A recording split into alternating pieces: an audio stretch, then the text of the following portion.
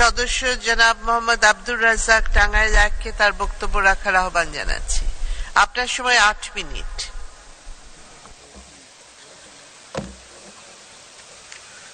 মাননীয় স্পিকার, আপনাকে আন্তরিকভাবে ধন্যবাদ এই মহান সংসদে বাজেটের উপর আমাকে বক্তব্য দেওয়ার সুযোগ দেওয়ার জন্য।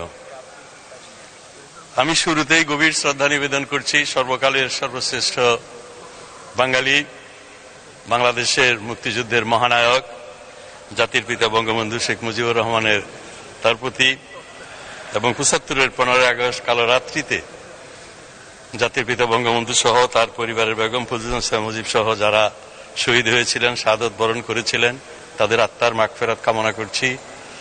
সাথে সাথে জেলখানার অভ্যন্তরে যে 4 জাতীয় নেতা শহীদ হয়েছিলেন তাদের আত্মার প্রতি গভীর শ্রদ্ধা নিবেদন করছি। তারা সকলেই যেন বেহেশতবাসী হয়। সুখী, সমৃদ্ধ, উন্নত, স্মার্ট বাংলাদেশ বিনির্মাণের অঙ্গীকার নিয়ে মাননীয় অর্থমন্ত্রী এই মহান সংসদে এবছরের বাজেট পেশ করেছেন। এই বাজেটটি আওয়ামী লীগ সরকারের 25তম বাজেট এবং বাংলাদেশের 54তম বাজেট। এই বাজেট 21 বারের মতো উপস্থাপন করে আমাদের প্রিয় নেত্রী, জননেত্রী যে সম্মান অর্জন করেছেন তার জন্য আমি তাকে প্রাণ ঢালা অভিনন্দন জানাচ্ছি।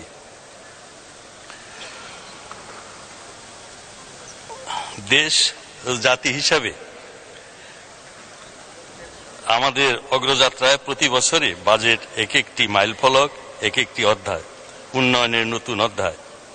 আমি জানি আওয়ামী লীগ এদেশের সবচেয়ে প্রাচীনতম সর্ববৃহৎ রাজনৈতিক দল। প্রতিষ্ঠার পর থেকে এই দলটি পরিচালিত হয় এর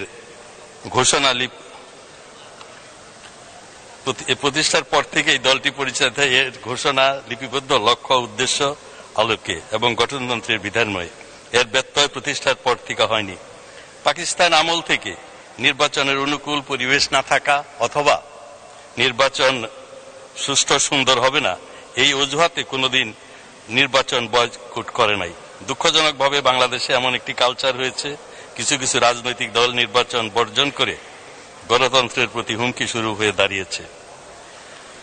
সকল নির্বাচনী স্তরের মাধ্যমে দেশের উন্নয়নের লক্ষ্যমাত্রা ও বাস্তবায়নের কৌশল তুলে ধরেছে আওয়ামী লীগ। আওয়ামী লীগ একটি সুশৃঙ্খল, সুসংগঠিত দল। ফলশ্রুতিতে এ দলের সাফল্যগাথায় খচিত হয়েছে একটি সার্বভৌম জাতি রাষ্ট্র প্রতিষ্ঠার মুকুট। অর্থনৈতিক, সামাজিক, সাংস্কৃতিক ক্ষেত্রে অভূত উন্নয়ন করে আন্তর্জাতিক ক্ষেত্রে এই দেশকে একটা নতুন উচ্চতায় তুলেছে আওয়ামী লীগ। বর্তমান সরকারের এটি প্রথম বাজেট। এই বাজেটটি প্রণীত হয়েছে এই নির্বাচনের আগে, যা আমরা নির্বাচন ইশতেহার দিয়েছিলাম সেই নির্বাচন ইশতেহারের আলোকে। এই নির্বাচন ইশতেহারে 11টি বিষয় সবচেয়ে বেশি অগ্রাধিকার পেয়েছে বা প্রায়োরিটি বিষয় হিসাবে আমরা চিহ্নিত করেছিলাম। তার প্রথম ছিল মুদ্রাস্ফীতি এবং নিত্য প্রয়োজনীয় জিনিসপত্রের মূল্য বৃদ্ধি। এটিকে সবচেয়ে গুরুত্ব দিয়ে এই বাজেটে আমার মনে হয় সবচেয়ে বেশি গুরুত্ব দিয়ে বিবেচনা করা হয়েছে। মুদ্রাস্ফীতির অনেকগুলো কারণ রয়েছে। আমরা জানি বৈশ্বিক অর্থনীতি এবং মন্দা, করোনার কারণে এবং পরবর্তীতে ইউক্রেন এবং রাশিয়ার যুদ্ধের কারণে, এবং এই মুদ্রাস্ফীতির এই প্রেক্ষিতে আমাদের সকল পণ্যের দাম অস্বাভাবিকভাবে বৃদ্ধি পেয়েছে। সরকার অনেকগুলো পদক্ষেপ নিয়েছেন, যেমন একটি বলা যায় যে অনেকগুলো নিত্য প্রয়োজনীয় জিনিসের কর কমিয়ে দিয়েছেন। আবার অন্যদিকে যে প্রয়োজনগুলো বিলাসী দ্রব্য হিসাবে পরিচিত অথবা বেশি প্রয়োজন নাই, যেমন বেভারেজ কিংবা অনেক পণ্য যেগুলোর দরকার নেই সেগুলোর উপরে কমিয়ে দিয়েছেন, কর বৃদ্ধি করেছে। আওয়ামী লীগ এই পণ্যের দাম কমানোর জন্য আরেকটি বিষয় যেটি সবচেয়ে বেশি বাধার কারণ হয়ে দাঁড়িয়েছে সেটি হলো ডলারের যে সংকট এবং আমাদের রিজার্ভ কমে গিয়েছে। ফলশ্রুতিতে অনেক কাঁচামাল আমদানি হয় নাই, স্থানীয়ভাবে উৎপাদন কমেছে এবং সাথে সাথে বিদেশ থেকেও অনেক পণ্য আনতে গিয়ে আমাদেরকে বেশি দামে ফুয়েল, সার এগুলোতে অনেক বেশি মূল্য আমাদেরকে দিতে হয়েছে। প্রতিষ্ঠার পর থেকে এই আওয়ামী লীগের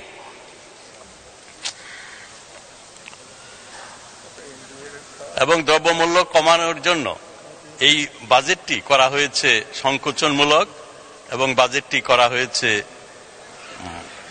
কৃচ্ছ্রতা সাধনের নীতিকে সামনে রেখে। আমরা দেখছি যে এই বাজেটে প্রবৃদ্ধির হার 6.5, যেটা আমরা 19-20 সালে প্রায় 8 ভাগ অর্জন করেছিলাম, সেটি অনেক কম ধরা হয়েছে 6.75 ভাগ। এবং ডেফিসিট যেটা ঘাটতি, সেই ঘাটতিটি সাধারণত 5 ভাগের নিচে রাখারই চেষ্টা করা হয়, কিন্তু আমাদের সরকারের এই 15 বছরে প্রতি বছরই এটি প্রায় 6-এর কাছাকাছি ছিল। সেটি একটি প্রত্যাশা ছিল উন্নয়নের জন্য, প্রবৃদ্ধির জন্য, কিন্তু এই বছর সেটি করা হয়েছে 4.6।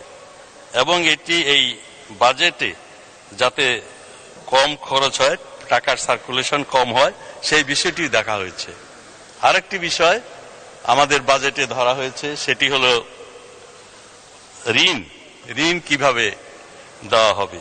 ঋণের ইন্টারেস্ট এটা মার্কেটের উপরে, ডিমান্ডের উপরে, ব্যাংকদের উপরে ছেড়ে দেওয়া হয়েছে যাতে মানির সার্কুলেশন কম হয়। আরেকটি বিষয় খুব গুরুত্ব সহকারে নেওয়া হয়েছে exchange rate and monetary policy.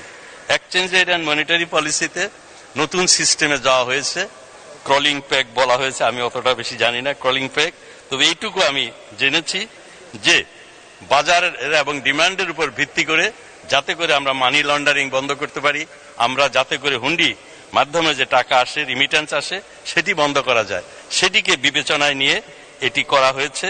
এবং আশা করা যায় আন্তর্জাতিক বাজারেও ইন্টারেস্ট রেট কমছে। উন্নত দেশগুলো, আমেরিকার মতো দেশও চেষ্টা করছে ইন্টারেস্ট কমানোর জন্য, আগামী সেপ্টেম্বরে তারা করবে। ইউরোপের অনেকগুলো দেশ ইতিমধ্যেই করে ফেলেছে। আমি মনে করি এই প্রেক্ষিতে ডলারের যে সংকট এবং আমাদের যে রিজার্ভের কমে গিয়েছে, এটা আস্তে আস্তে বাড়বে এবং একটা স্বাভাবিক পরিস্থিতি আসবে। এবং আমাদের মাননীয় অর্থমন্ত্রী যেটি বলেছেন যে আগামী 6-7 মাসের মধ্যে দেশে মুদ্রাস্ফীতি কমবে এবং নিত্য প্রয়োজনীয় জিনিসের দাম কমবে। নিত্য প্রয়োজনীয় জিনিসের দামের সাথে সাথে আমি একটু সামাজিক নিরাপত্তার বিষয়টি বলতে চাই। মাননীয় সদস্য 3 মিনিট শেষ করুন। সামাজিক মর্যাদা, সামাজিক নিরাপত্তা বলা হয় যেটি, এই সরকার ক্ষমতায় আসার পরে সবসময় সামাজিক নিরাপত্তার উপরে সর্বোচ্চ গুরুত্ব দিয়েছে, যাতে দরিদ্র শ্রেণীর মানুষ তাদের জীবনযাত্রার মান ধরে রাখতে পারে, তারা যাতে সুখী সমৃদ্ধশালী হয়। এই লক্ষ্য নিয়েই এই সরকার কাজ করে যাচ্ছে। কিন্তু আমরা জানি যে এই নিত্য প্রয়োজনীয় জিনিসের দাম বাড়ার সাথে সাথে 18 ভাগের মতো মানুষ এখনো দারিদ্র সীমার নিচে। এই দারিদ্র সীমার মানুষের নিচে তাদেরকে যদি সহযোগিতা না দেওয়া হয়, তারা কোনো ক্রমেই তারা নিত্য প্রয়োজনীয় জিনিস কিনতে পারবে না। সে প্রেক্ষিতে প্রায় 140টি সামাজিক কর্মসূচির মাধ্যমে আমাদের গরিবদেরকে সাহায্য সহযোগিতা দেওয়া হচ্ছে। টিআর, কাবিখা, তারপর ওমেস 50 লক্ষ পরিবারকে মাত্র 15 টাকা, এটি আগে 10 টাকা ছিল, এখন 15 টাকা করা হয়েছে। 50 লক্ষ পরিবারকে 5 মাস খাবার দেওয়া হয়, 30 কেজি করে চাল দেওয়া হয়।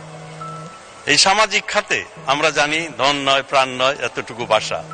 এদেশের লক্ষ লক্ষ মানুষের বাড়িঘর ছিল না, তারা ভূমিহীন, তারা বাসহীন।